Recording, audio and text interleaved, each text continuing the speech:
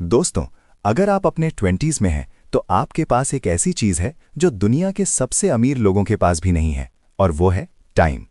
आज की इस वीडियो में हम बात करेंगे कि कैसे आप अपने 20s से ही इन्वेस्टिंग शुरू कर सकते हैं, चाहे आपकी सैलरी 15,000 हो या 1 लाख। अगले कुछ मिनट्स में हम इन्वेस्टिंग का पूरा रोड मैप समझेंगे, बिना किसी फालतू स्कीम के, सिर्फ सिंपल मैथ्स और लॉजिक के साथ। तो चलिए शुरू करते हैं। इन्वेस्टिंग से पहले सबसे जरूरी है बजटिंग। क्या आपके साथ कभी ऐसा हुआ है कि महीने के शुरू में पैसे आए और 2 हफ्तों में बैंक अकाउंट खाली हो गया? इसकी वजह है लैक ऑफ बजटिंग। बजटिंग का मतलब है अपने पैसों का हिसाब रखना। इसके लिए सबसे पॉपुलर रूल है 50-30-20 रूल।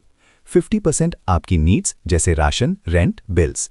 30% आपकी वांट्स जैसे बाहर खाना, शॉपिंग और ओटीटी। 20% आपकी सेविंग्स और इन्वेस्टमेंट। अगर आपकी इनकम 20,000 से कम है तो आप 70-20-10 रूल भी फॉलो कर सकते हैं। याद रखिए, बिना रोड मैप के आप मंजिल तक नहीं पहुंच सकते, और बजटिंग वही रोड मैप है। Part 2, emergency fund. Mutual funds या स्टॉक्स में पैसा डालने से पहले आपको एक इमरजेंसी फंड बनाना चाहिए। आज की लाइफ बहुत अनप्रिडिक्टेबल है। कभी जॉब जा सकती है या कोई मेडिकल इमरजेंसी आ सकती है। आपके पास कम से कम 3 से 6 महीने का खर्चा इमरजेंसी फंड के रूप में होना चाहिए। अगर आपका महीने का खर्चा 10,000 है तो 30,000 से 60,000 रुपए एक सेपरेट अकाउंट में रखें, जिसे आप टच ना करें। जब ये बैकअप तैयार हो जाए तभी असली इन्वेस्टिंग शुरू करें। इससे आपका कॉन्फिडेंस बढ़ेगा और आप टेंशन फ्री होकर इन्वेस्ट कर पाएंगे। Part 3, mutual funds and SIP. अब बात करते हैं सबसे पॉपुलर ऑप्शन की, जो कि है म्यूचुअल फंड्स। बहुत से लोग कंफ्यूज होते हैं, पर इसे सिंपल रखते हैं। म्यूचुअल फंड का मतलब है बहुत से लोगों का पैसा एक जगह जमा करके एक एक्सपर्ट फंड मैनेजर द्वारा टॉप कंपनीज में इन्वेस्ट करना। इसमें एसआईपी, सिस्टमैटिक इन्वेस्टमेंट प्लान, सबसे बेस्ट तरीका है। ये एक ईएमआई की तरह है, जहां हर महीने आपके अकाउंट से एक फिक्स्ड अमाउंट जैसे 500 या 1000 रुपीज इन्वेस्ट होती है। नए इन्वेस्टर्स के लिए इंडेक्स फंड्स निफ्टी 50 सबसे सेफ माने जाते हैं, क्योंकि इसमें देश की टॉप 50 कंपनीज में पैसा लगता है। इसके अलावा स्मॉल कैप, ज्यादा रिस्क ज्यादा return, mid cap, balanced risk और रिटर्न, डेट फंड्स, एफडी से थोड़े बेहतर रिटर्न्स और कम रिस्क। याद रखें, म्यूचुअल फंड लॉन्ग टर्म के लिए हैं। रोज रोज पोर्टफोलियो चेक करके पैनिक करने की जरूरत नहीं है। पार्ट 4, एफडी, स्टॉक्स और गोल्ड। अगला ऑप्शन है फिक्स डिपॉजिट यानी एफडी।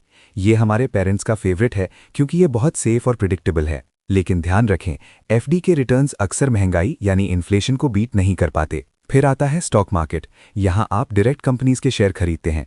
इसमें रैग्स टू रिचेस वाली कहानियां सच हो सकती हैं, पर ध्यान रहे 80% लोग यहाँ पैसा गंवाते हैं क्योंकि वो बिना रिसर्च के आते हैं। और भूलिए मत गोल्ड और सिल्वर को। 2005 में जो सोना 7,000 का था, आज वो 1 लाख रुपए से भी ऊपर है।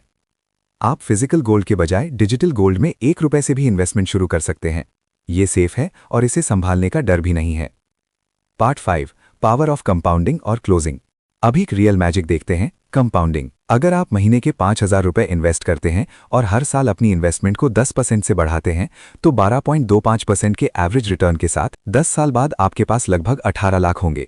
20 साल बाद ये रकम 1.2 करोड़ बन जाएगी और 30 साल बाद ये 6 करोड़ तक पहुंच सकती है।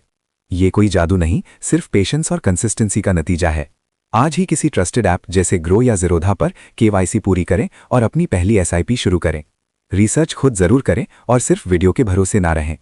अगर आपको ये गाइड पसंद आई हो तो इसे दोस्तों के साथ शेयर करें और चैनल को सब्सक्राइब करें। मिलते हैं अगले वीडियो में। तब तक के लिए कीप लर्निंग, कीप इन्वेस्टिंग।